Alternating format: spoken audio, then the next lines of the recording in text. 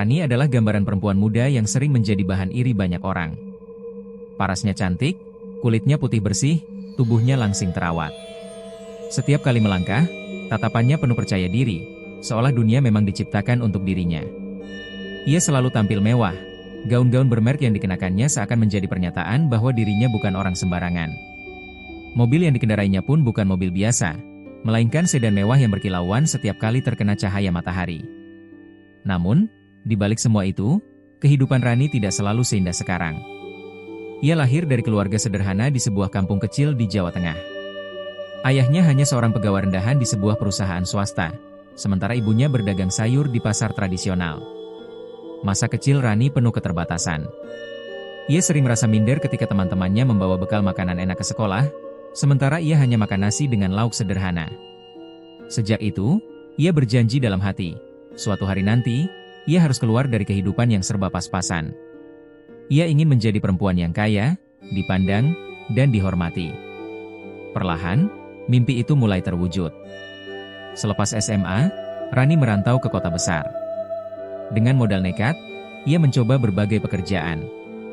Dari menjadi SPG, penjaga kasir, hingga model kecil-kecilan untuk katalog online shop. Semua ia jalani dengan penuh ambisi. Tidak ada kata lelah bagi Rani selama hasilnya bisa mendekatkannya pada kehidupan mewah yang ia idam-idamkan. Keberuntungan memang seolah berpihak padanya. Wajah cantik dan keberaniannya membuka banyak jalan. Beberapa kenalan kaya mulai mendekat, menawarkan bantuan modal untuk bisnis. Rani pintar memainkan kesempatan itu. Ia tahu bagaimana cara memikat orang dengan senyum, tutur kata, dan sikap percaya diri yang memancar. Akhirnya, Rani memberanikan diri membuka sebuah usaha kuliner, ayam geprek. Ide ini sebenarnya terinspirasi dari banyaknya mahasiswa dan pekerja kantoran yang gemar makan pedas. Ia melihat tren itu sebagai peluang besar. Dengan modal pinjaman dan sedikit bantuan dari kenalannya, ia menyewa sebuah ruko di kawasan ramai dekat kampus. Bukan sekadar warung biasa, Rani mengonsep tempat itu dengan gaya modern.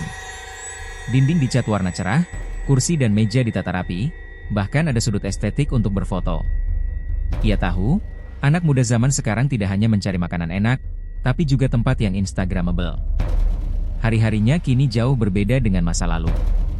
Setiap pagi, Rani bangun di apartemen mewah yang ia sewa. Ia selalu meluangkan waktu untuk berdandan rapi, memilih pakaian terbaik, lalu turun ke lobi dengan penuh percaya diri. Banyak mata memandangnya dengan kekaguman, tapi bagi Rani itu belum cukup. Ia ingin lebih.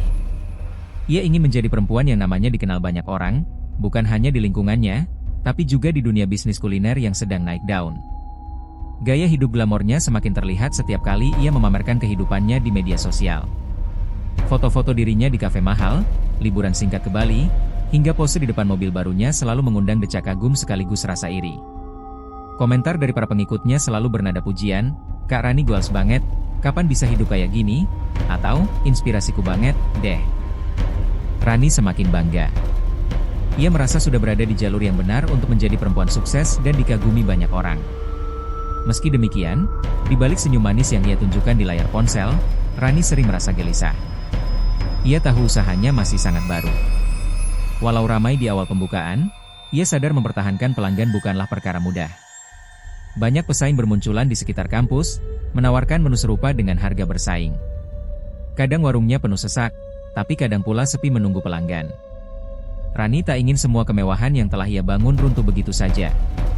Ia rela melakukan apapun demi mempertahankan citra kesuksesan yang kini ia sandang. Sore itu, ketika ia duduk di dalam warungnya yang tampak sepi, Rani termenung. Di luar, beberapa mahasiswa lalu lalang, tapi hanya sedikit yang singgah membeli.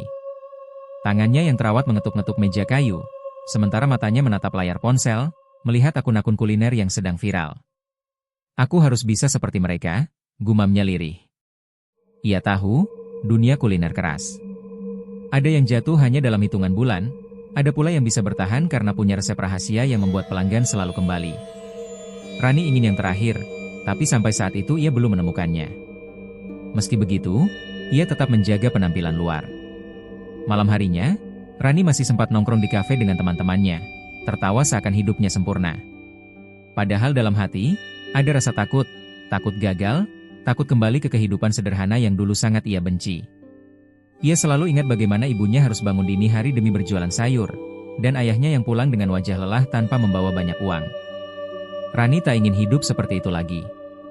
Baginya, hanya ada satu pilihan, terus naik, terus kaya, terus dipandang.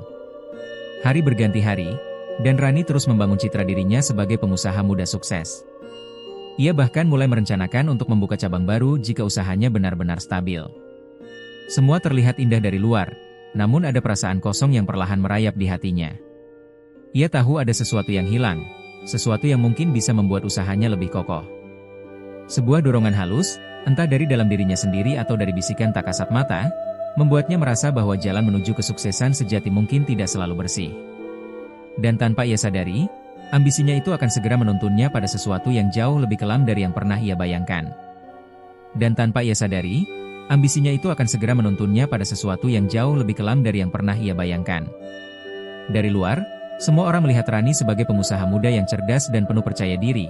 Namun di balik senyum manis dan unggahan media sosial yang selalu tampak sempurna, ada kegelisahan yang tak pernah benar-benar hilang. Warung ayam geprek milik Rani memang berada di lokasi yang strategis. Ruko kecil itu berdiri di pinggir jalan besar, hanya berjarak beberapa ratus meter dari kampus terkenal. Deretan kos-kosan mahasiswa dan kafe murah menjamur di sekitarnya. Sore hari adalah saat paling ramai. Mahasiswa pulang kuliah mencari makan, beberapa pekerja kantoran singgah untuk mengisi perut, dan bahkan keluarga kecil yang tinggal di sekitar ikut mencoba. Konsep yang ditawarkan Rani cukup berbeda dari warung ayam geprek biasa. Ia mendesain tempatnya seperti restoran cepat saji, dengan meja kayu bersih, lampu gantung bergaya industrial, dan dinding mural penuh warna. Hari-hari pertama, usaha itu berjalan cukup baik. Banyak mahasiswa yang penasaran, sebagian besar datang hanya untuk mencoba. Sambalnya yang pedas dan bervariasi membuat orang terkesan. Rani bahkan menyediakan level kepedasan mulai dari 1 hingga 15, lengkap dengan nama-nama unik seperti cabai bucin, cabai galau, hingga cabai mantan tersayang.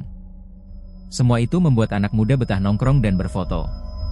Tak jarang, mereka mempostingnya di Instagram dengan tagar yang sudah disiapkan Rani, geprek Rani. Namun, seiring waktu berjalan, Rani mulai menyadari sesuatu.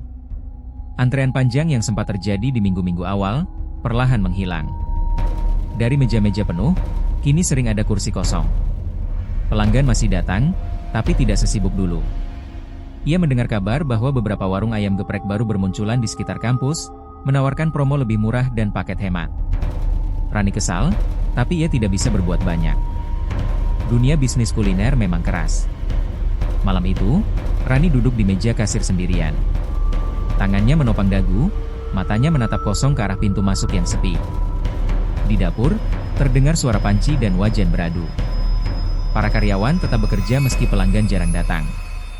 Rani menghela napas berat, rasa cemas mulai menggerogoti hatinya. Kalau terus begini, bagaimana aku bisa menutupi biaya sewa dan gaji karyawan, pikirnya.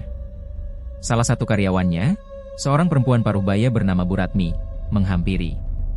Rambutnya sudah dipenuhi uban, kulit wajahnya keriput, namun matanya tajam seperti menyimpan banyak pengalaman. Ia sudah lama bekerja di dunia kuliner, berpindah-pindah warung sebelum akhirnya diterima oleh Rani. Malam itu, sambil membereskan meja, ia mendekat pelan.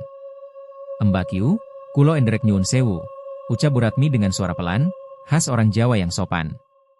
"Sakjane usahan jenengan niki sampun esai. Posisine strategis, konsep apik. Tapi kulo kerasa, pelanggan dereng loyal. Boten ngantos kados niki terus." Rani mengangkat alis, sedikit heran mendengar nada suara serius dari Bu Ratmi. "Maksud Bu Ratmi apa? Kalau ada saran, bilang saja. Saya butuh ide segar biar warung ini rame lagi." Bu Ratmi menatap kanan kiri, memastikan tak ada karyawan lain yang mendengar. Lalu ia mendekat, menurunkan suaranya nyaris berbisik. "Mbak Q, jenengan kersam boten nek endrek cara lawas? Cara penglaris. Supaya pelanggan betah, mangan terus, boten eso lali." Rani sempat terdiam. Kata penglaris yang keluar dari mulut Bu Ratmi seperti pisau kecil yang menggores pikirannya. Ia tahu istilah itu. Di kampungnya dulu, banyak warung makan yang konon menggunakan cara gaib agar dagangan laris. Ada yang memakai minyak khusus, ada pula yang menyimpan benda-benda aneh di bawah meja kasir. Namun Rani selalu menganggap itu hanya mitos. Dunia modern ini, Pikirnya, seharusnya tak perlu lagi bergantung pada hal-hal mistis. Penglaris? Rani mengulang dengan nada ragu, bibirnya tersenyum tipis tapi matanya menyipit. Maksud Bu Ratmi, pakai dukun, begitu? Bu Ratmi hanya mengangguk pelan. Leres. Mbak Yu, usaha warung niki wonten ing jalur bisnis sing ketat sanget. Yen mung ngandelke promosi lan rasa, kadang boten cukup. Nanging menawi wonten sing bantu saking alam liyane, pelanggan eso ketagihan. Jenengan boten perlu kuatir, kulo saget nyambung ke kalian tiang sing saget. Dek. Jantung Rani berdetak kencang. Ia ingin tertawa, tapi bagian lain dari dirinya justru terpicu rasa penasaran. Dalam benaknya, kata-kata Bu Ratmi berputar-putar. Benarkah ada cara seperti itu? Benarkah ada penglaris yang bisa membuat orang selalu kembali? Jika iya, bukankah itu solusi dari semua ketakutannya? Namun, logikanya masih mencoba menolak. Bu Ratmi, saya ini orang modern. Saya percaya kerja keras dan strategi, bukan hal-hal begituan. Ia mencoba terdengar meyakinkan, meski nada suaranya tak setegas biasanya. Bu Ratmi tersenyum samar, seolah sudah tahu jawaban Rani sejak awal. Sami mawon, Mbak Yu. Nanging kulo namung nyeritake. Ingkang penting, jenengan mikir. Kulo sampun nait nyekseni warung-warung ingkang sepi dados rame namung awit penglaris. Nanging, saben pilihan wonten akibatipun. Ucapan terakhir itu membuat Rani semakin penasaran sekaligus resah. Ada konsekuensi? Konsekuensi macam apa? Ia ingin bertanya lebih jauh, tapi tiba-tiba seorang pelanggan masuk dan percakapan mereka terhenti. Malam itu, ketika pulang ke apartemennya, kata-kata Bu Ratmi terus terngiang-ngiang. Rani berbaring di ranjang empuk, menatap langit-langit kamar yang dihiasi lampu gantung. Semua pencapaian yang ia miliki, mobil, pakaian, apartemen, dan status sebagai pengusaha muda, tiba-tiba terasa rapuh. Bagaimana jika semua itu hilang? Bagaimana jika ia kembali ke titik nol? Ia tidak sanggup membayangkannya. Ia menutup mata, namun bukan tidur yang datang, melainkan bayangan warung-warung yang selalu penuh pengunjung. Pemiliknya tersenyum puas, dan dirinya berdiri di tengah dengan wajah kecewa. Di sela kegelisahan itu, kalimat Bu Ratmi muncul lagi di kepalanya. Jenengan mikir. Saben pilihan wonten akibatipun. Rani menarik napas panjang. Ia tahu dirinya berada di persimpangan jalan. Satu sisi, ia ingin tetap percaya pada kerja keras. Tapi di sisi lain, ada suara samar dalam dirinya yang berbisik. Apa salahnya mencoba? Bukankah semua ini demi kesuksesan? Malam itu, tanpa sadar, benih kelam mulai tumbuh di hati Rani. Malam itu, tanpa sadar, benih kelam mulai tumbuh di hati Rani. Sebuah bisikan samar yang sebelumnya hanya ia abaikan, kini berubah menjadi suara yang semakin keras.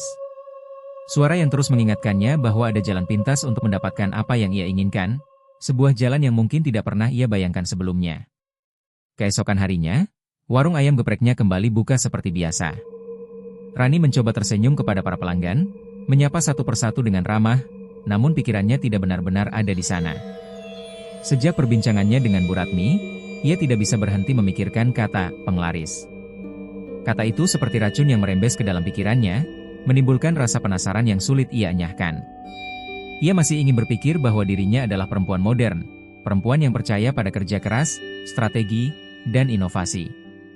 Tetapi semakin lama, bayangan tentang pelanggan yang berbondong-bondong datang ke warungnya terus menghantui. Kalau ada cara untuk membuat mereka selalu kembali, kenapa tidak dicoba? Gumamnya lirih ketika malam tiba dan warungnya kembali sepi. Beberapa hari kemudian, saat warung mulai bersiap tutup, Bu Ratmi kembali menghampirinya. Kali ini, tatapan matanya lebih serius. Mbak Yu Rani, kulo saget bantu. Menawin jenengan kersa, kulo wonten kenalan. Wong sepuh, manggon ing pinggiran kutha. Dukun, nanging sampun suwe ngurusi penglaris warung.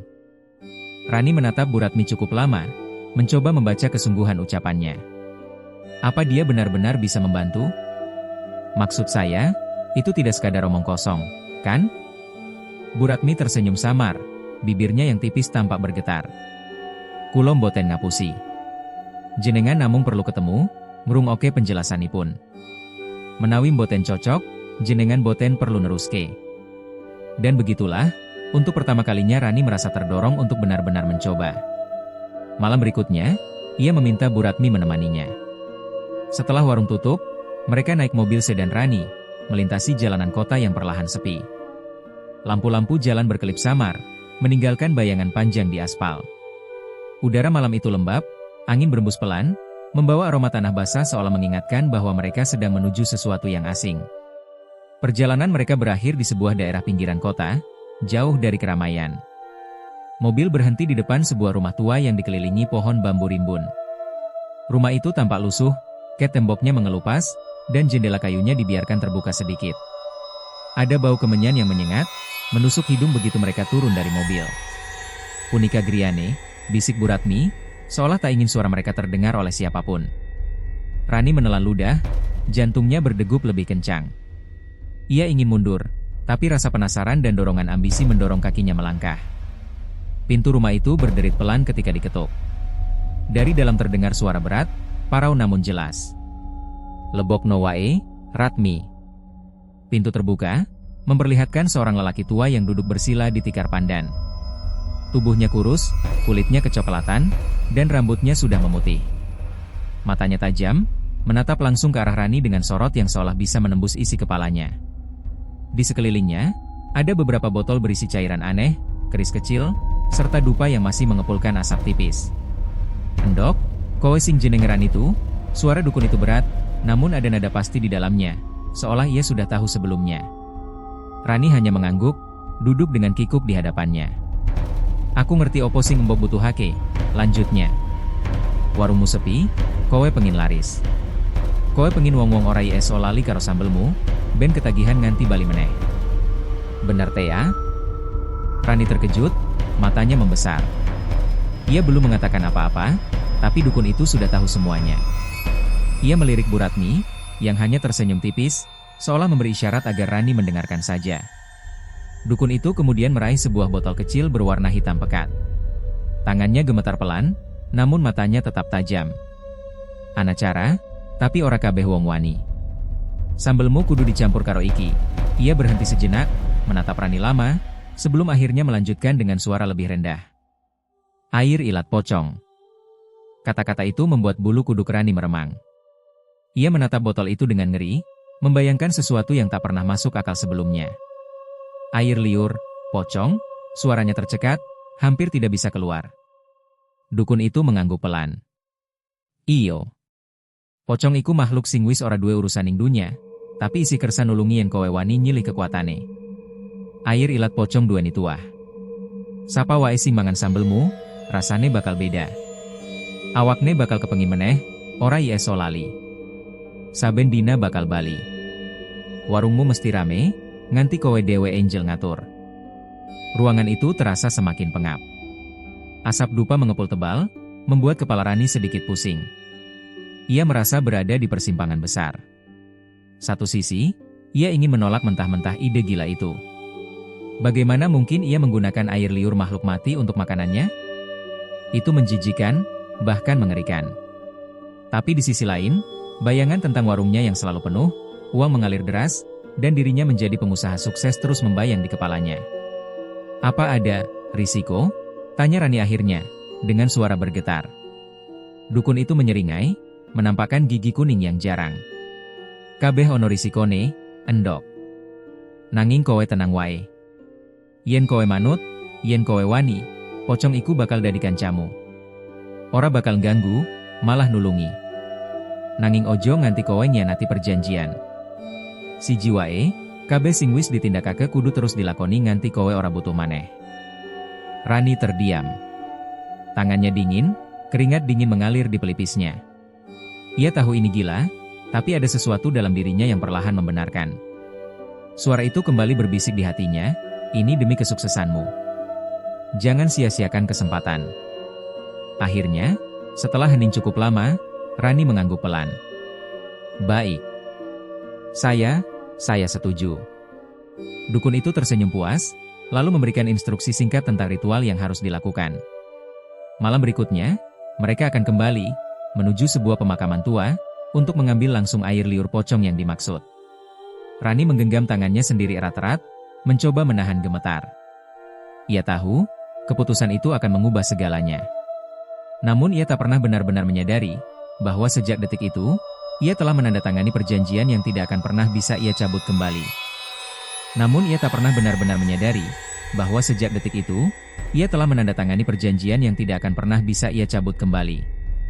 Keputusan Rani malam itu hanyalah awal dari sebuah jalan yang akan membawanya semakin jauh ke dalam kegelapan. Malam berikutnya, sesuai janji sang dukun, Rani kembali datang ke rumah tua itu. Kali ini, ia tidak sendiri.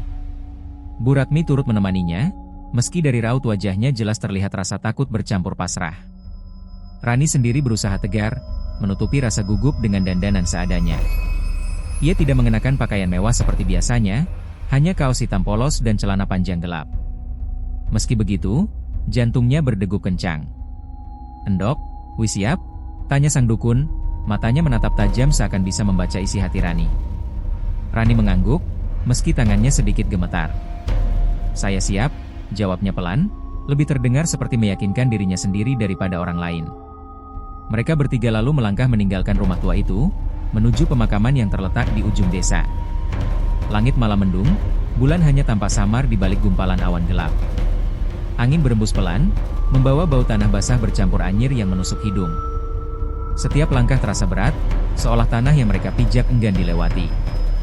Pemakaman itu sunyi. Deretan nisan tua berdiri miring, sebagian ditutupi lumut. Pohon beringin besar menjulang di tengah, akar-akarnya menjuntai seperti tangan-tangan tua yang siap meraih siapapun yang berani mendekat. Dukun itu berjalan paling depan, membawa botol kecil berwarna hitam dan sebungkus kemenyan. Sementara Rani dan Bu Ratmi mengikuti di belakang, berusaha menahan napas agar tidak terguncang oleh suasana mencekam yang menyelimuti mereka. Sesampainya di sebuah makam tua yang nisannya retak, dukun itu berhenti. "Iki panggonane," katanya lirih. Ia lalu menancapkan dupa di tanah, menyalakannya, dan mulai melantunkan mantra dengan suara parau. Asap tipis mengepul, melayang ke udara, bercampur dengan bau kemenyan yang semakin menyengat. Rani berdiri kaku. Matanya menatap ke arah makam itu, jantungnya berdetak semakin cepat. Ia tidak tahu apa yang harus ia harapkan. Bagian dari dirinya masih berharap semua ini hanya omong kosong, bahwa tidak akan ada yang terjadi. Tapi dalam hatinya yang terdalam, ia tahu bahwa sesuatu akan muncul malam itu. Suara mantra semakin keras, angin tiba-tiba bertiup lebih kencang, dedaunan bergemerisi keras seperti ribuan bisikan samar. Tiba-tiba, tanah di atas makam itu bergetar pelan. Rani menahan teriakannya, tubuhnya kaku. Perlahan, gundukan tanah itu bergerak, retakan kecil muncul di permukaannya. Dan dari kegelapan tanah basah itu, sesuatu bangkit perlahan. Sosok putih dengan kain kafan kusam, wajah tertutup kain kotor yang penuh tanah dan noda hitam. Pocong. Tubuhnya kaku, kepalanya sedikit miring, namun dari balik kain, terdengar suara erangan rendah yang membuat darah Rani terasa membeku. Rani mundur selangkah, tangannya gemetar. "Gusti Allah," bisiknya nyaris tanpa suara. Dukun itu tetap tenang, bahkan tersenyum samar. Ia mengangkat botol kecil yang dibawanya. "Iki, endok. Sing bakal maringi berkah kanggo sambelmu." Pocong itu bergerak, meski tubuhnya terikat. Dari kain yang menutup wajahnya, terdengar suara basah, seperti ludah yang menetes. Lalu, tanpa diduga, dari lubang kecil di kainnya, keluar cairan kental berwarna bening kehijauan, menetes perlahan. Dukun itu sigap menampungnya ke dalam botol kecil. Setiap tetes terdengar jelas di telinga Rani, seperti pukulan keras yang menggema di kepalanya. Tubuh Rani merinding hebat. Bagian dalam dirinya berteriak untuk lari, meninggalkan tempat itu, membuang semua ambisi kotor yang membawanya ke sana. Tapi kakinya seakan terpaku ke tanah. Ia hanya bisa menatap dengan mata membelalak, menyaksikan sesuatu yang tak pernah ia bayangkan nyata. Setelah beberapa saat, botol itu terisi setengahnya. Dukun itu lalu menutup rapat botol, menunduk hormat ke arah pocong yang perlahan kembali menghilang ke dalam tanah. Tanah berguncang pelan, lalu tenang kembali, seolah tidak pernah terjadi apa-apa. Hanya bau anyir yang tertinggal, menusuk hidung dengan tajam. "Wis, endok. Iki sing mbok karepke," kata sang dukun, menyerahkan botol kecil itu kepada Rani. Dengan tangan gemetar, Rani menerimanya. Botol itu dingin, seolah menyimpan hawa kematian di dalamnya. Ia menggenggam erat, menatap cairan yang berkilau samar di bawah cahaya bulan. Ada rasa takut, jijik, sekaligus harapan. Harapan akan kesuksesan yang lebih besar dari sebelumnya. Malam itu mereka kembali ke kota. Sepanjang perjalanan, Rani hanya terdiam, memandangi botol kecil di pangkuannya. Suara-suara samar terdengar di telinganya, entah hanya ilusi atau memang bisikan gaib. Campurno, lan delengen hasile. Sesampainya di apartemen, Rani tidak langsung tidur. Ia duduk di meja makan, membuka botol itu perlahan. Bau anyir menusuk, membuatnya mual seketika. Namun ia menahan diri, menuangkan cairan itu ke dalam cobek berisi sambal merah yang sudah ia buat sebelumnya. Warnanya bercampur, namun samar, seolah menyatu begitu saja dengan cabai dan bawang yang sudah ia ulek. Rani menutup cobek itu dengan kain bersih, lalu menarik napas panjang. "Besok, aku akan tahu apakah semua ini nyata atau hanya mimpi buruk," bisiknya. Dan keesokan harinya, keajaiban itu benar-benar terjadi. Warung ayam geprek miliknya penuh sesak sejak pagi. Antrean panjang mengular hingga keluar ruko. Pelanggan datang silih berganti, wajah mereka tampak lahap, mata berbinar saat menyantap sambal pedas yang disajikan. Ada yang kepedasan sampai berlinang air mata, ada yang terbatuk-batuk, tapi tak satu pun berhenti makan. Mereka justru memesan lagi, bahkan ada yang bungkus untuk dibawa pulang. "Enak banget." "Gila, sambelnya nagih," seru seorang mahasiswa dengan mulut penuh nasi dan ayam. "Besok kita makan di sini lagi, ya?" sahut temannya sambil mengipas-ngipas lidahnya sendiri. Rani berdiri di balik meja kasir, tertegun menyaksikan pemandangan itu. Hatinya berdebar, campuran antara ketakutan dan kegembiraan. Ia tahu, sambalnya bukan lagi sambal biasa. Ada sesuatu di dalamnya, sesuatu yang membuat orang tak bisa berhenti. Dan di balik semua keramaian itu, Rani hanya bisa tersenyum samar, menyembunyikan rahasia yang kini ia genggam erat. Rahasia yang akan menjadi awal dari kesuksesan, sekaligus malapetaka. Antrean panjang yang membeludak di depan warung Rani pada keesokan harinya ternyata bukan sekadar kejutan sesaat. Hari berganti minggu, dan fenomena itu terus berulang. Setiap sore, puluhan mahasiswa sudah mulai berkumpul sebelum jam buka, menunggu giliran untuk mencicipi ayam geprek pedas sambal racikan Rani. Kabar tentang ayam geprek terenak di kota menyebar cepat lewat mulut ke mulut, diperkuat dengan unggahan foto-foto pelanggan di media sosial yang menampilkan wajah penuh keringat, bibir merah membara, dan ekspresi puas setelah menyantap sambal pedas tersebut. Warung ayam geprek Rani, pedesnya bikin nagih, begitu bunyi salah satu unggahan viral di Twitter, lengkap dengan video seorang mahasiswa yang sampai menangis tapi tetap menambah porsi nasi. Rani sendiri nyaris tak percaya melihat warungnya berubah secepat itu. Belum genap sebulan, omsetnya melonjak berkali-kali lipat. Dari semula hanya mengantongi keuntungan sederhana, kini uang menumpuk di laci kasir setiap malam. Tangannya hampir gemetar saat menghitung lembar demi lembar ratusan ribu yang seakan tak ada habisnya. "Ini baru namanya rezeki besar," gumam Rani dengan senyum puas, sambil menatap rak tas branded yang makin penuh di kamarnya. Ia sudah mulai membeli barang-barang mewah yang dulu hanya bisa ia lihat dari kaca etalase, tas keluaran terbaru, sepatu hak tinggi bermerek, dan perhiasan berkilau. Bahkan mobil sport berwarna merah menyala kini terparkir di garasinya, menggantikan mobil lamanya yang sederhana. Namun, di balik kesuksesan itu, Rani juga tak luput dari perhatian orang-orang sekitar. Para pesaingnya, terutama warung ayam geprek lain di sekitar kampus, mulai merasakan dampak pahit. Satu persatu pelanggan mereka pindah, lebih memilih mengantri panjang di warung Rani ketimbang makan dengan tenang di tempat lain. Warung yang dulunya selalu penuh, kini sepi pengunjung. Bahkan ada yang terpaksa tutup permanen karena bangkrut. "Sejak warung si Rani buka, dagangan kita nggak laku, Mas," keluh seorang pedagang ayam geprek lain pada suaminya. Mereka hanya bisa menatap kesal setiap kali melewati kerumunan panjang di depan warung Rani. Bisik-bisik miring pun mulai beredar. Ada yang menuduh Rani menggunakan penglaris, ada pula yang menyindir bahwa sambalnya dicampur bahan aneh sehingga bikin ketagihan. Tetapi, karena tak ada bukti nyata, semua hanya jadi gosip di kalangan pedagang. Sementara itu, Rani dengan santai menghiraukan desas-desus tersebut. Ia bahkan merasa semakin bangga, karena semakin banyak yang iri, artinya semakin nyata kesuksesannya. Namun, di tengah euforia itu, perlahan muncul tanda-tanda aneh yang tak bisa diabaikan begitu saja. Beberapa pelanggan mulai mengalami gangguan kesehatan setelah makan sambalnya. Ada mahasiswa yang mendadak sakit perut parah, meringis di pojok warung sambil memegangi perutnya, namun tetap menolak saat ditawari berhenti makan. "Aduh, sakit banget, tapi entah kenapa pengen nambah lagi," "Mbak," ujar seorang mahasiswa dengan wajah pucat, sebelum akhirnya memesan porsi kedua. Kasus lain pun muncul.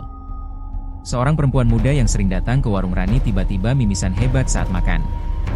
Darah menetes ke piringnya, membuat teman-temannya panik. Namun, yang aneh, perempuan itu justru tersenyum sambil berkata, "Gak apa-apa, aku tetap pengen makan. Sambalnya enak banget, gak bisa berhenti."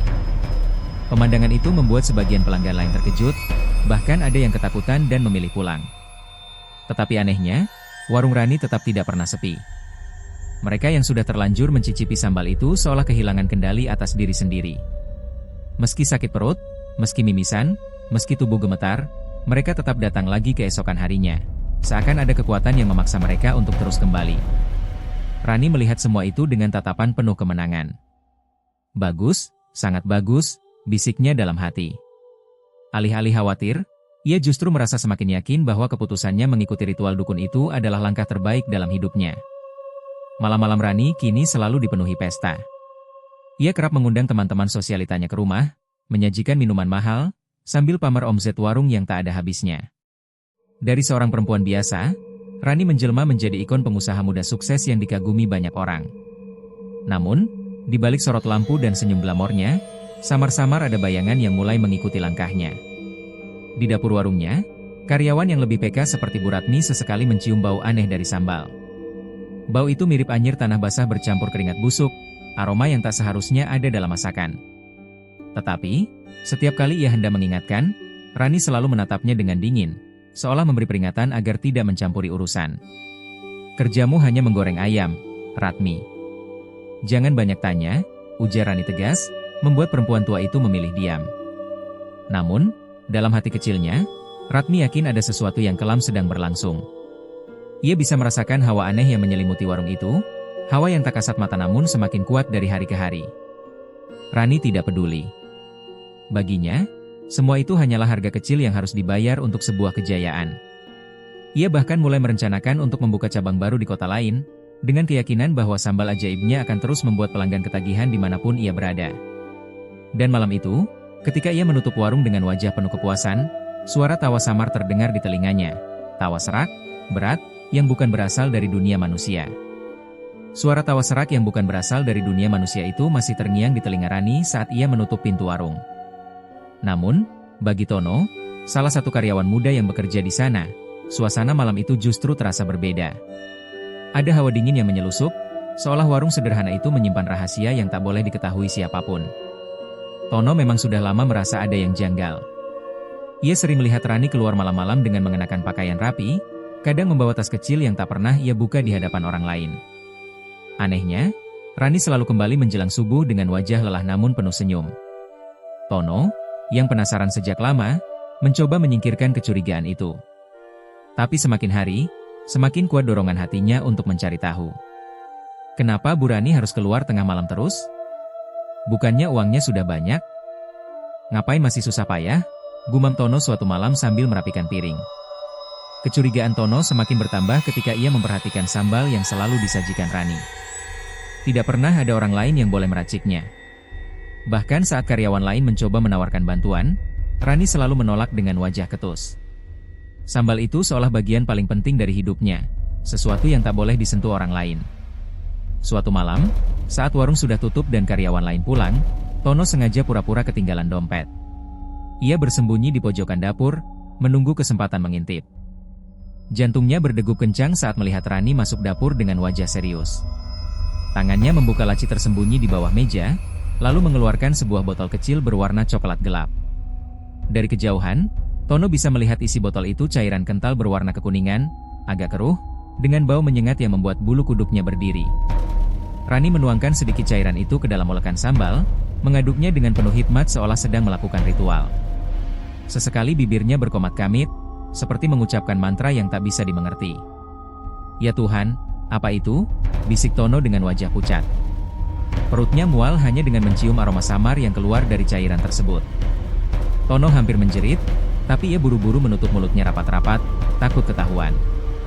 Ia tahu ada sesuatu yang tak beres, sesuatu yang lebih dari sekadar resep rahasia. Keesokan harinya, Tono memberanikan diri menceritakan temuannya kepada salah satu karyawan senior, Bu Ratmi. Dengan suara bergetar, ia mengisahkan apa yang dilihatnya semalam. "Bu, saya lihat sendiri. Sambalnya itu bukan sambal biasa. Ada cairan aneh yang dituang Bu Rani. Saya yakin itu yang bikin pelanggan ketagihan," kata Tono. Wajah Bu Ratmi berubah tegang, matanya melebar. Ia memang sejak lama mencurigai adanya sesuatu, tapi tak pernah punya bukti. Namun, alih-alih menanggapi serius, ia menatap Tono dengan tatapan khawatir. "Ton, hati-hati kamu ngomong. Kalau sampai Bu Rani dengar, bisa berbahaya," bisiknya pelan, sambil melirik kanan-kiri memastikan tak ada orang lain mendengar. Namun, nasi sudah menjadi bubur.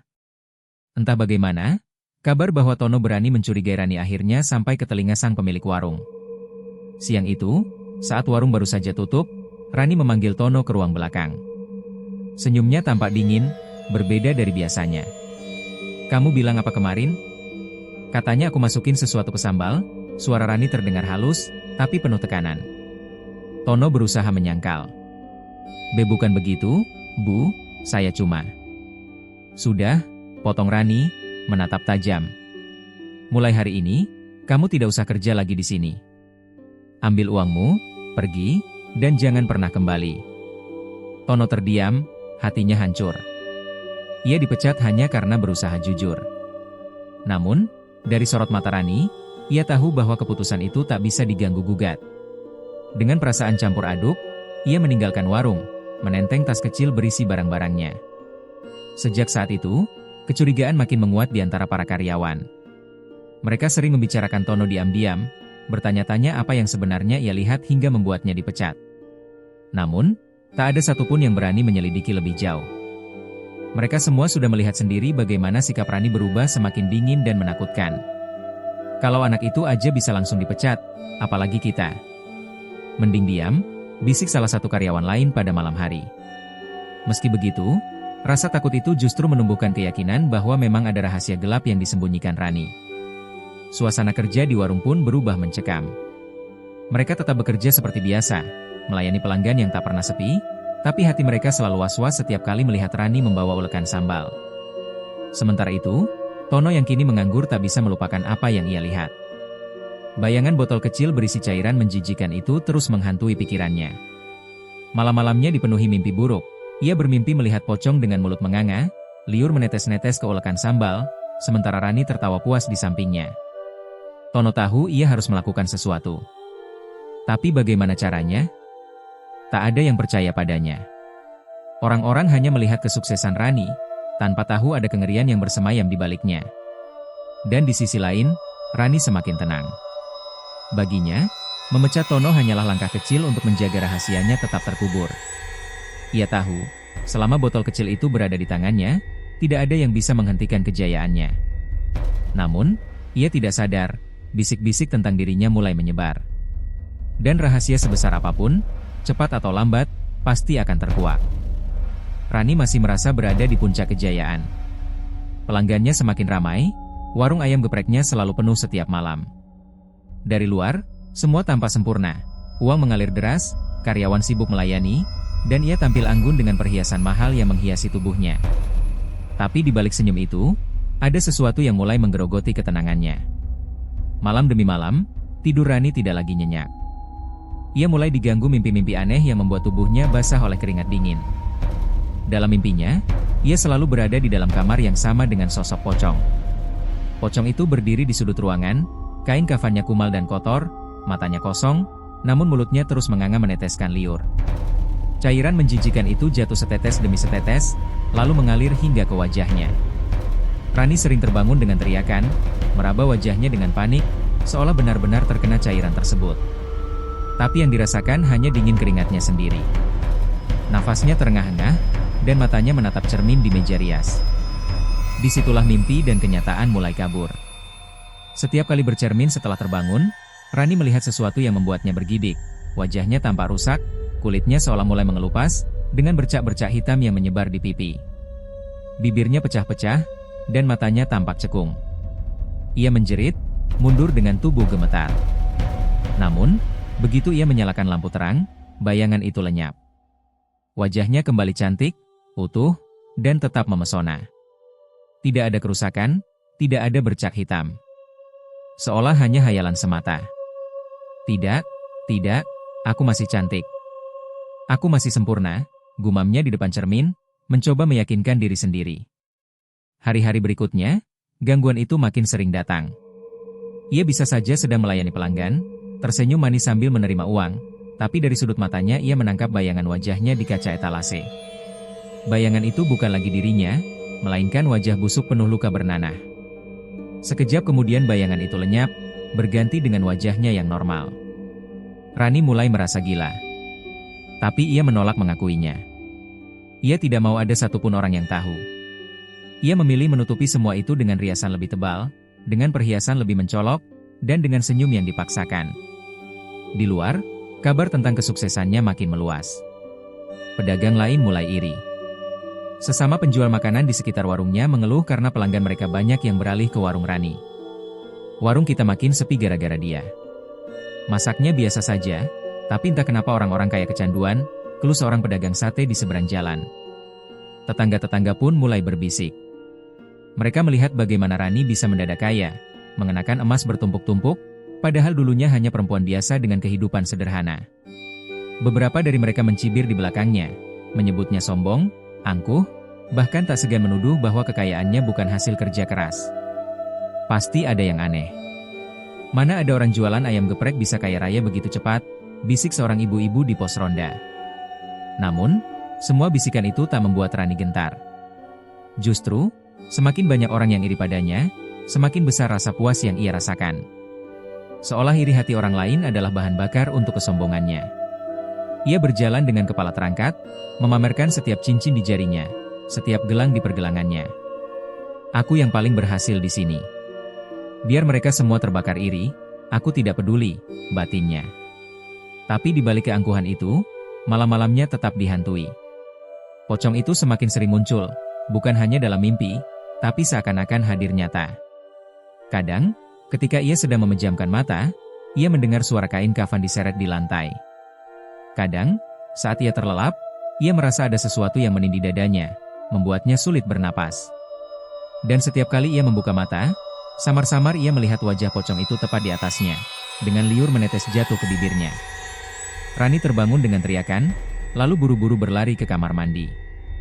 Di depan cermin, ia melihat bayangan wajahnya lagi, kulitnya robek-robek, darah merembes, dan matanya seakan hendak keluar dari rongga. Ia hampir pingsan. Namun ketika berkedip, wajahnya kembali normal. Meski demikian, ia menolak percaya bahwa itu adalah kutukan. Baginya, semua itu hanya permainan pikiran, ilusi yang bisa ia kalahkan dengan menguatkan diri. Ia memilih tidak menceritakan kepada siapapun. Bagaimana mungkin ia bisa mengaku bahwa mimpi buruknya berasal dari makhluk yang justru memberinya kejayaan? Seiring waktu, tanda-tanda itu semakin nyata. Tangannya mulai sering gemetar tanpa sebab. Ia mendapati beberapa helai rambutnya rontok di bantal setiap pagi. Bibirnya tak lagi merah merona, melainkan pucat, bahkan sering pecah hingga berdarah. Namun, semua itu ia tutupi dengan kosmetik mahal. Tidak ada yang bisa menghentikanku. Tidak ada, gumamnya, menatap wajahnya yang sudah dipoles tebal di depan cermin.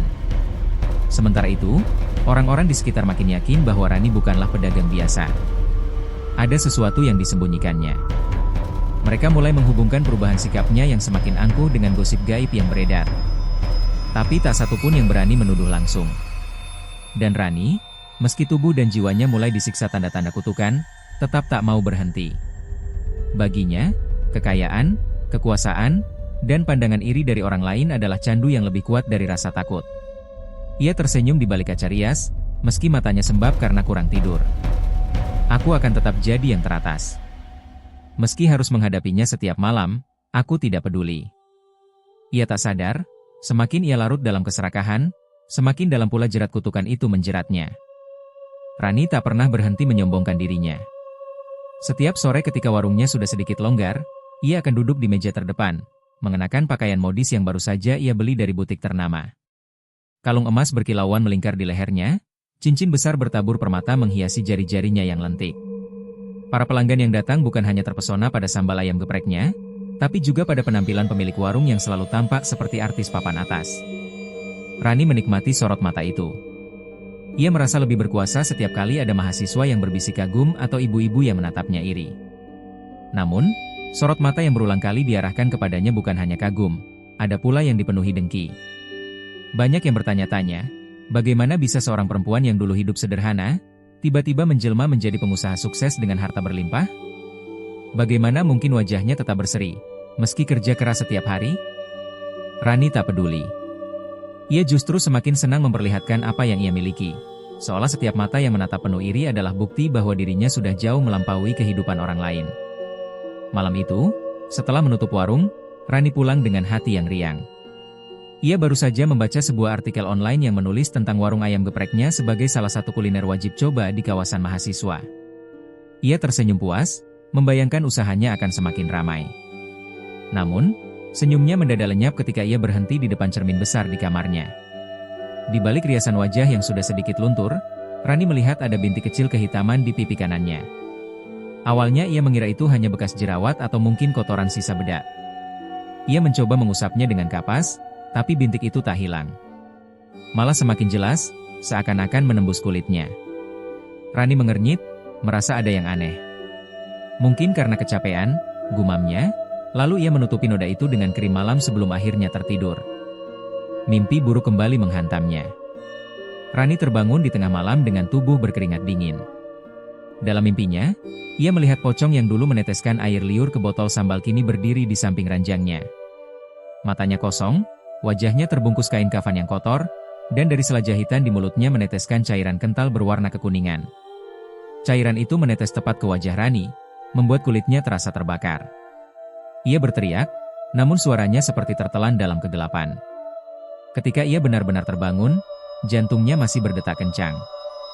Ia berlari ke kamar mandi, menyalakan lampu terang, dan berdiri di depan cermin. Kali ini ia hampir pingsan. Bintik kehitaman yang tadi hanya setitik ini melebar, merambat ke pipi hingga mendekati rahang. Kulitnya terlihat seolah sedang membusuk, mengelupas halus ketika disentuh. "Tidak, ini tidak mungkin," bisiknya dengan suara gemetar. Ia buru-buru mengambil berbagai krim mahal, menutupi noda itu dengan make up tebal. Dari luar, wajahnya masih tampak cantik, hanya saja kulitnya terasa perih, seperti ada luka yang terus meradang di bawah bedak yang menempel. Keesokan harinya, ia tetap datang ke warung dengan penampilan sempurna. Tidak ada yang menyadari kondisi wajahnya, kecuali 1-2 karyawan yang memperhatikan betapa tebalnya make up Rani hari itu. "Mbak, wajahnya nggak apa-apa? Kok kayak lebih pucat?" tanya salah seorang karyawannya dengan hati-hati. "Ah, kamu salah lihat. Aku sehat-sehat saja," jawab Rani cepat, lalu mengalihkan perhatian dengan memberi instruksi tentang stok sambal yang harus diperbanyak. Warung tetap ramai. Antrean panjang masih terlihat dari pintu masuk hingga trotoar jalan. Namun, ada kejadian kecil yang membuat bulu kuduk beberapa pelanggan meremang. Saat seorang mahasiswa perempuan sedang menikmati ayam geprek, ia tiba-tiba berhenti dan menatap ke arah Rani. "Kok tadi aku lihat mukanya Mbak Rani, kayak mengelupas ya?" bisiknya pada temannya. "Ah, paling ilusi. Kamu lapar makanya ngelantur," balas temannya sambil tetap menyendok nasi pedas. Tapi bisikan itu cepat menyebar. Ada pula pelanggan lain yang tanpa sadar memotret Rani dari jauh, lalu mengunggahnya di media sosial dengan caption, "Pemilik warung ini cantik banget, tapi kok kayak ada noda aneh di wajahnya?" Komentar pun bermunculan, sebagian memuji, sebagian mulai berspekulasi. Itu make up kebanyakan kali. Atau jangan-jangan penyakit kulit? Kok serem ya, kayak busuk gitu. Rani tak tahu gosip itu sudah mulai beredar. Yang ia tahu hanyalah rasa panas yang semakin sering muncul di wajahnya. Malam-malamnya semakin dipenuhi mimpi buruk tentang pocong. Dalam setiap mimpi, pocong itu semakin dekat, suaranya mengerang, meneteskan air liur yang tak henti mengenai kulit Rani. Pagi hari, ketika ia membuka mata, noda di wajahnya semakin melebar. Ia mencoba menutupinya dengan foundation, concealer, hingga bedak tebal. Tetapi, semakin ia tutupi, semakin jelas retakan-retakan kecil muncul di kulitnya. Wajahnya mulai mengeluarkan bau anyir samar, meski orang-orang di sekitarnya belum menyadari sepenuhnya. Di balik gemerlap usahanya yang semakin melejit, tanda-tanda kutukan kini mulai nyata. Ain, tatapan dengki yang tak terhitung jumlahnya, sudah merobek lapisan keangkuhan yang ia bangun. Dan Rani, alih-alih mundur atau mencari jalan keluar, tetap memilih berdiri di panggungnya, dengan wajah yang perlahan membusuk, terselubung make up yang semakin hari semakin tak mampu menutupi kebusukan yang sesungguhnya.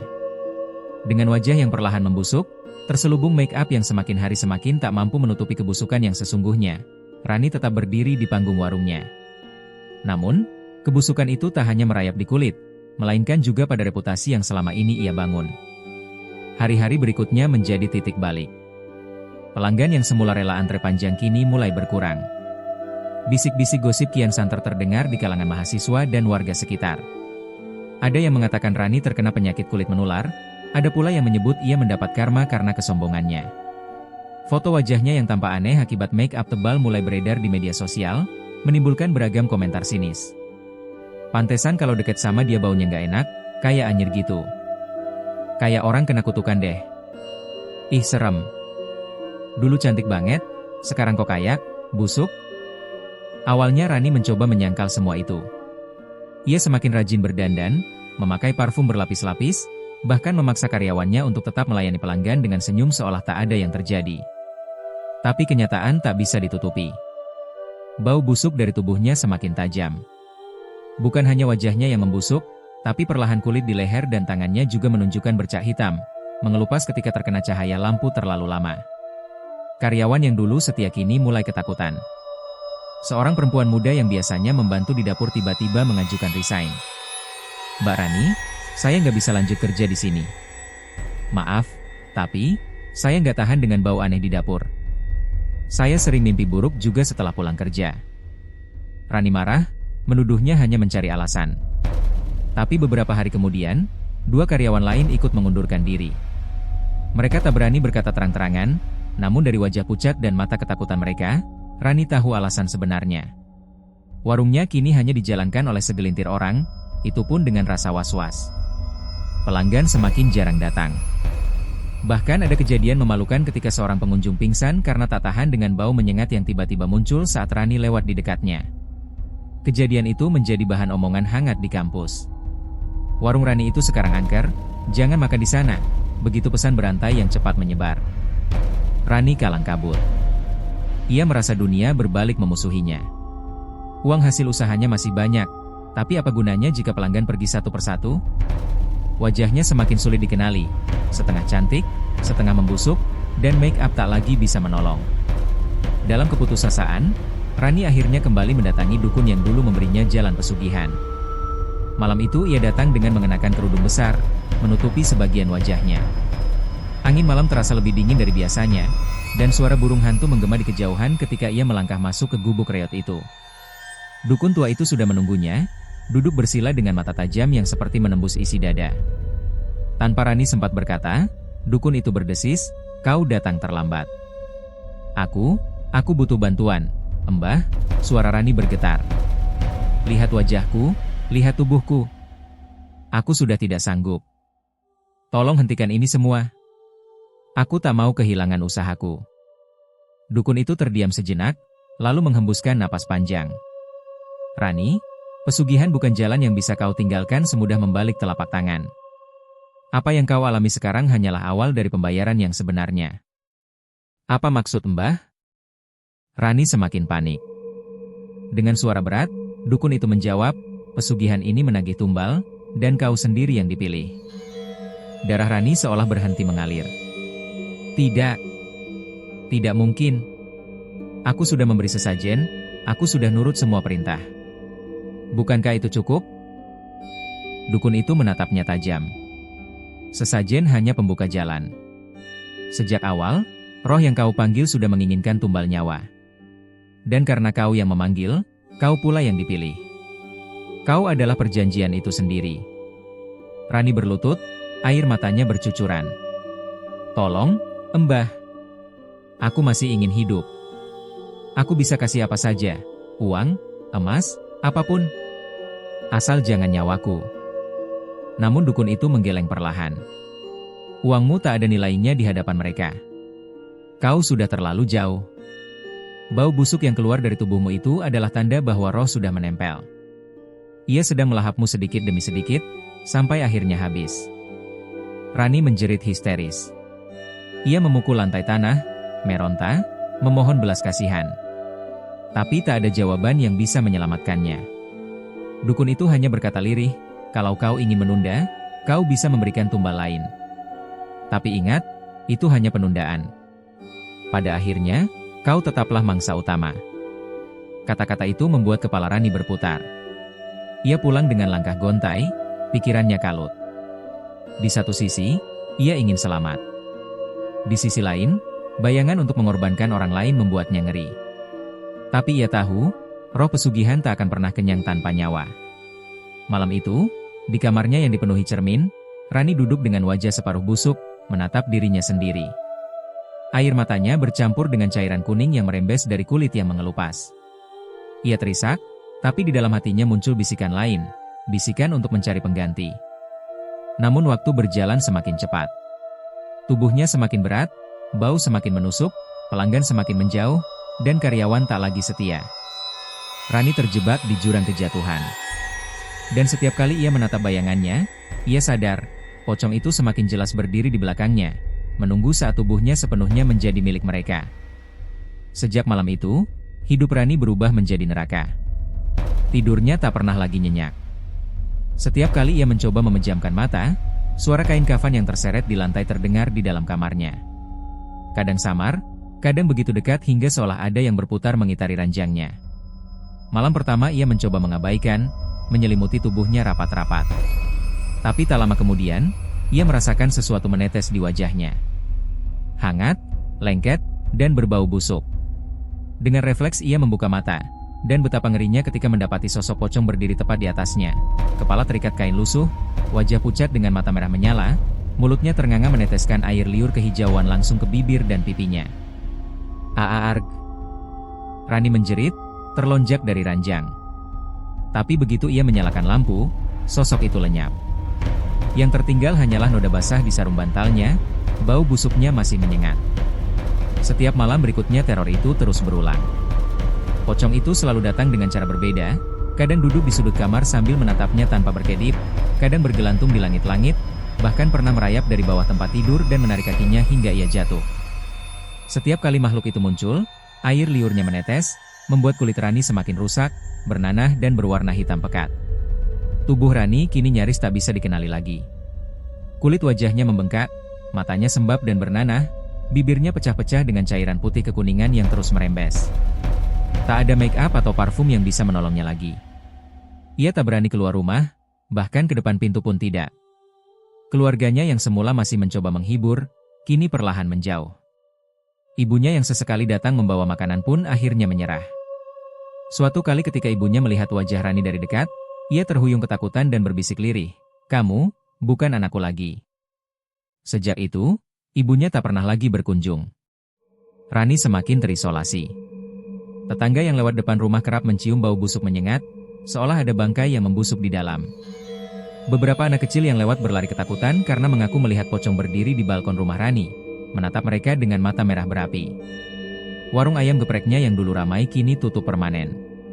Papan namanya dibiarkan kusam, cat tembok mengelupas, dan pintu digembok rapat. Orang-orang yang lewat menyebut tempat itu angker. Konon ada yang mendengar suara orang menangis tengah malam dari dalam warung kosong itu, padahal tak ada siapa-siapa. Kursi-kursi masih tersusun, dapurnya penuh debu, dan dindingnya mengeluarkan bau amis bercampur bau bangkai. Rani semakin tenggelam dalam keputusasaan. Ia mencoba membaca doa-doa, tapi mulutnya terasa keluh, lidahnya berat, dan setiap kali ia mencoba bersujud, terdengar suara tawa pocong di belakangnya.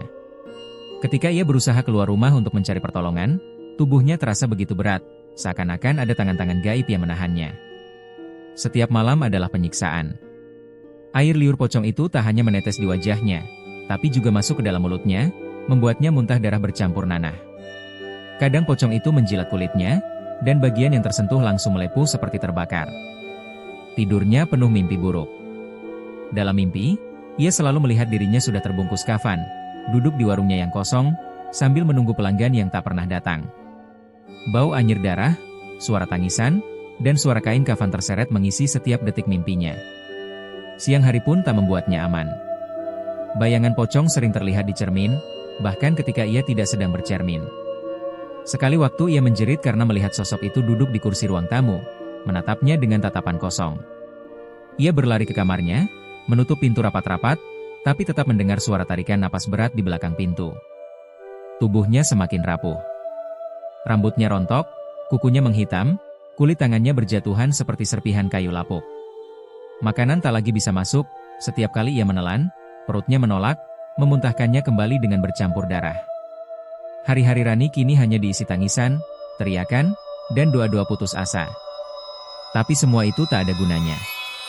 Perjanjian pesugihan sudah mengikatnya. Ia hanyalah mangsa yang sedang menunggu waktu untuk dilahap sepenuhnya. Rumah yang dulu penuh cermin kini menjadi penjara bagi dirinya sendiri. Setiap cermin memperlihatkan bayangan yang berbeda. Kadang ia melihat dirinya sudah menjadi mayat membusuk, kadang melihat pocong itu berdiri di belakang, menempelkan wajah busuknya di leher Rani. Tak ada lagi sahabat, tak ada lagi keluarga, tak ada lagi pelanggan. Yang tersisa hanyalah ia dan makhluk gaib yang terus menyiksanya, malam demi malam, tanpa henti. Dan pada suatu malam yang paling gelap, ketika listrik di rumahnya mati dan hanya ada cahaya bulan menembus jendela, Rani duduk di lantai dengan tubuh bergetar. Ia merasakan hawa dingin menusuk tulang, dan suara pocong itu semakin dekat. Dari kegelapan, ia mendengar bisikan berat. "Waktumu, sebentar lagi." Hari-harinya kian suram. Tak ada seorang pun yang mau mendekat ke rumahnya. Keluarga menjauh, sahabat melupakan, pelanggan sudah lama tak kembali. Satu-satunya teman Rani hanyalah bayangan pocong yang selalu mengikutinya. Dari hari ke hari, tubuhnya semakin rapuh, wajahnya semakin rusak, dan baunya semakin menusuk. Ia sadar betul bahwa jalan yang ditempuhnya adalah jalan terkutuk. Semua yang ia dapatkan dulu, rumah, warung ayam geprek yang laris, uang berlimpah, pujian orang, hanyalah fata morgana. Kini yang tersisa hanyalah penyesalan dan rasa takut yang tak pernah berakhir. Dalam keputusasaan, Rani mencoba mencari cara menebus dosanya. Ia menjual perhiasan yang tersisa, lalu menitipkan sebagian uangnya ke masjid untuk sedekah. Dengan wajah tertutup kain, ia mendatangi anak-anak yatim, memberikan uang seadanya sambil menahan tangis. Namun orang-orang justru menjauh, sebagian bahkan menolak pemberiannya karena tak sanggup menatap wajahnya yang membusuk. "Sudah terlambat, Bu," kata seorang ustaz yang menolak menerima sedekah darinya. "Allah Maha Pengampun, tapi jalan yang ibu pilih adalah jalan yang berat. Terkadang dosa tak bisa ditebus dengan harta, melainkan dengan nyawa." Ucapan itu menusuk hati Rani. Ia pulang dengan langkah gontai, tubuh gemetar, dan air mata yang terus mengalir. Malam itu, ia bersujud untuk terakhir kalinya, berharap masih ada secercah ampunan yang bisa menyelamatkannya. Namun, seperti malam-malam sebelumnya, pocong itu datang lagi. Kali ini ia tak hanya meneteskan air liur, melainkan berdiri tepat di dapur, tempat dulu Rani menumbuk sambal dan menggoreng ayam. Bau amis darah bercampur dengan aroma busuk semakin menyelimuti seluruh ruangan. "Sudah waktunya," bisik suara berat itu.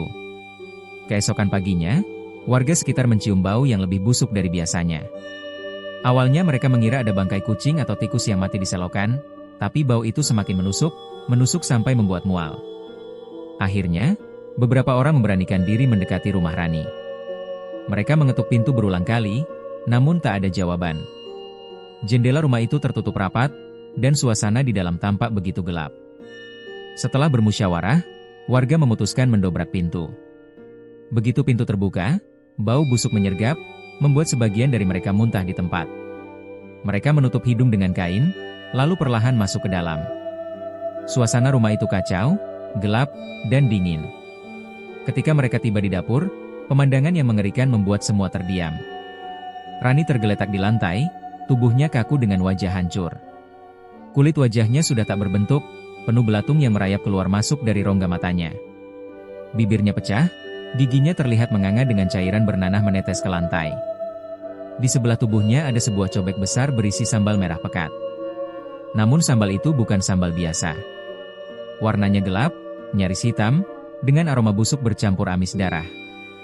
Dari dalam cobek itu keluar cairan lengket yang menetes ke lantai, menyebarkan bau anyir menusuk hidung. Beberapa warga bersumpah melihat belatung juga bergerak di dalam cobek itu, seolah-olah sambalnya hidup. "Astagfirullah," teriak salah satu warga sambil menutup wajah. Tak ada yang berani mendekat terlalu lama. Mereka segera melapor ke pihak berwenang. Namun kabar tentang kematian Rani lebih cepat menyebar dibanding langkah mereka. Dalam hitungan jam, orang-orang berdatangan, berkerumun di depan rumah itu, sebagian penasaran, Sebagian lagi hanya ingin memastikan kabar mengerikan itu benar adanya. Jenazah Rani akhirnya diangkat, namun prosesnya tak mudah. Tubuhnya begitu rapuh, sebagian kulitnya menempel di lantai, dan belatung yang memenuhi tubuhnya membuat orang-orang tak sanggup lama-lama di dekatnya. Sambal dalam cobek itu pun dibuang, tapi anehnya, meski cobek sudah dicuci berkali-kali, bau amis bercampur busuk tak pernah hilang. Sejak hari itu, warung ayam geprek Rani benar-benar mati. Tak ada seorang pun yang berani menyentuh bangunan itu lagi. Papan namanya dibiarkan roboh, jendela kacanya retak, dan pintu kayunya lapuk dimakan rayap. Warga setempat percaya roh pocong yang dulu menjerat Rani masih bergentayangan di sana. Beberapa saksi mengaku melihat sosok pocong duduk di dalam warung itu pada malam hari, menatap keluar dengan mata merah menyala. Ada pula yang mendengar suara ulekan cobek dari dalam, seperti seseorang sedang menumbuk sambal, padahal warung itu kosong dan terkunci. Warung itu akhirnya mendapat julukan baru, ayam geprek pocong. Bukan karena masakannya lagi, melainkan karena kisah tragis yang membungkusnya. Tak ada yang berani mendekat setelah maghrib, dan anak-anak selalu diperingatkan agar tidak bermain di dekat bangunan itu. Kisah Rani menjadi legenda menyeramkan di kampung itu. Orang-orang menyebutnya contoh nyata dari keserakahan dan dosa pesugihan. Dari seorang wanita yang dulu dipuja karena kecantikannya, ia berakhir sebagai bangkai membusuk yang ditinggalkan semua orang. Dan di setiap malam sepi, ketika angin bertiup membawa aroma anyir, warga percaya pocong itu masih menunggu korban baru di dalam warung kosong, meneteskan air liurnya, mencari wajah lain untuk dirusak, seperti yang dulu dilakukannya pada Rani.